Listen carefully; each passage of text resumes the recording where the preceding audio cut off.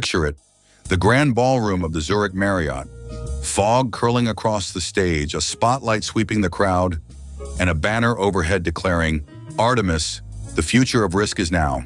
Out strode Buford Burlington, SVP of Risk Leadership and Business Continuity, a man who had occupied the same chair for a decade without ever once breaking a sweat, moving like he'd personally invented electricity. "Ladies and gentlemen," he boomed to the packed room, "I give you Artemis, Artificial Risk Tracking and Evaluation Management Intelligence System." The crowd oohed on cue, because that's what crowds do when the lighting is dramatic enough. Up went the slide, glowing neural network graphics, stock photo server racks bathed in blue light, and one supremely confident acronym that not a single person in that ballroom could actually define. "Artemis doesn't just calculate risk," Buford announced, spreading his arms wide like a man unveiling a cathedral. "She feels it, in real time, 24/7, 365. It was by any measure a magnificent sentence, full of conviction, utterly devoid of proof. Not everyone was buying it. Sid Vino stood with his arms folded, one eyebrow already climbing toward his hairline. 24/7, he muttered. Bold claim for something running on a hotel Wi-Fi password. Beside him, Leon Beerboy leaned in, grinning around a mouthful of pretzel. "I don't know, Sid. The smoke machine's doing a lot of heavy lifting here." Very convincing. Very theatrical. Meanwhile, 3 seats down, Luka Drakov hadn't said a word. He was too busy watching the live dashboard, where risk scores ticked upward every 90 seconds. Suspiciously tidy, suspiciously synchronized. "Watch this," Buford said, tapping his tablet with theatrical flourish. "I'll input a hypothetical stress scenario, say a 15% market shock, and Artemis will respond instantly." He tapped the screen. The room held its breath. 40 long, deeply awkward seconds ticked by, during which absolutely nothing happened except a chair squeaking somewhere behind the velvet curtain at the back of the stage. Then finally, bing, the dashboard updated with a new suspiciously specific risk score, 47.3%. The crowd applauded. Someone in HR actually cried. Luka tilted his head, unimpressed by the fanfare. "The data does not care about your feelings," he said quietly, "or your smoke machine." Then he rose, walked to the edge of the stage, and pointed directly at the timestamp log glowing faintly on the screen behind Buford.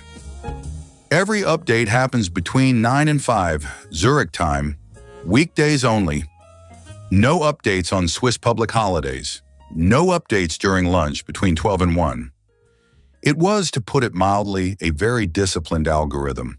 Buford's smile flickered like a dying light bulb. "Artemis respects work-life balance," he offered, with the confidence of a man who knew he was already sinking. "Does she also respect coffee breaks?" Sid asked, his eyebrow now fully airborne. "Because there's a 14-minute gap in the log every day at 10:30. Leon nearly choked on his pretzel, laughing. "Sounds less like artificial intelligence," he said, "and more like a very disciplined human." Calm as ever, Luka walked toward the velvet curtain at the back of the stage, the one conveniently positioned beside the fog machine and a space heater, the one nobody was supposed to notice. He reached out and pulled it back. Behind it sat a folding table, a laptop, a half-eaten sandwich, and a very nervous 22-year-old intern named Kevin, frantically typing numbers into a spreadsheet labeled Risk Scores Final 12, Actual.tel.x.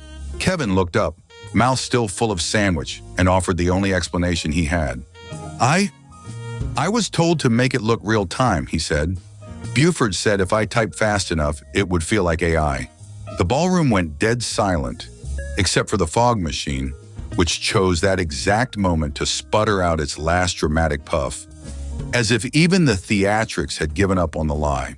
Buford's face turned the color of a compliance report nobody reads. "Artemis is a highly advanced human-in-the-loop learning framework," he stammered, grasping at anything that sounded official.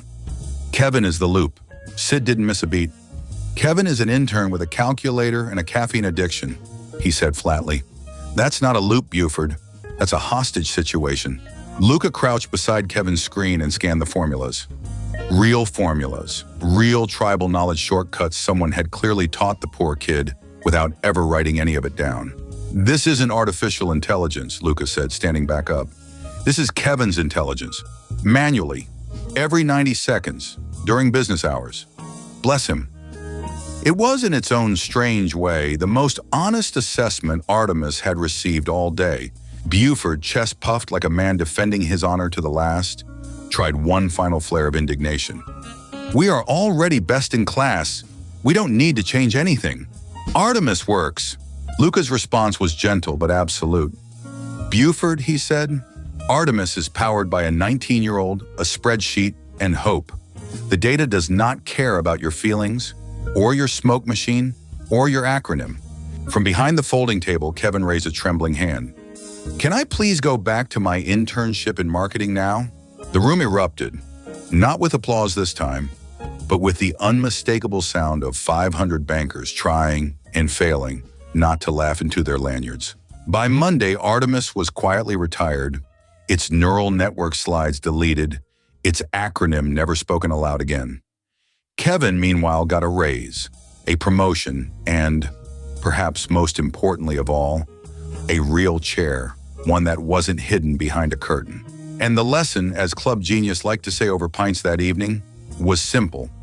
You can slap AI on anything, tribal knowledge, elbow grease, or a very tired intern named Kevin. But real risk management doesn't run on smoke, mirrors, or magic acronyms. It runs on honesty, documentation, and admitting when your revolutionary algorithm is just a guy named Kevin with really fast fingers